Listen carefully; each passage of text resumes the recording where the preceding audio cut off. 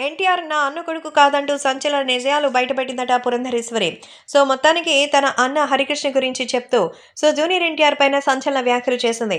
ఎన్టీఆర్ కేవలం ఒక హరికృష్ణ గారి కుమారుడు మాత్రమే కాదు, ఒక రాష్ట్రం పట్ల అలాగే ఒక దేశం పట్ల ఎంతో అద్భుతమైనటువంటి విలువ కలిగిన అలాగే ఐడియాలజీ కలిగినటువంటి రాబోయే తరానికి ఒక గొప్ప వ్యక్తి అని చెప్పాలి. ఎందుకంటే తెలుగుదేశం పార్టీ భవితవ్యం అంటే అది ఎన్టీఆర్ మీదే ఉందని నేను మనస్ఫూర్తిగా విశ్వసిస్తాను. కాబట్టి ఇప్పుడు ఏది ఏవైనా ఎవరు ఎలాంటివి ఊహించినా ఊహించకపోయినా మరి రాబోయే రోజుల్లో భారీగా విజయం సాధించడానికి అందరూ కూడా ఎదురు చూస్తున్న తెలుగుదేశం పార్టీకి ఎన్టీఆర్ఏ భవిష్యత్ అవుతారని తెలియజేస్తోంది. అందుకే ఇప్పుడు ఈ విషయం పట్ల అందరూ సానుకూలత వ్యక్తం చేస్తున్నట్టుగా సమాచారం. కాబట్టి ఇప్పుడు సోషల్ మీడియాలో సైతం ఈ విషయం ఎంతో వైరల్ అవుతోంది. అలాగే అభిమానులు కూడా వీటి గురించి తెలుసుకొని ఎంతగానో షాక్‌లో ఉన్నట్టుగా సమాచారం. సోషల్ మీడియాలో సైతం ఎంతో సెన్సేషనల్‌గా మారుతోంది. ముఖ్యంగా ప్రేక్షకులు కూడా ఈ విషయం తెలిసి నమ్మలేకపోతున్నామంటూ చెప్తున్నారు.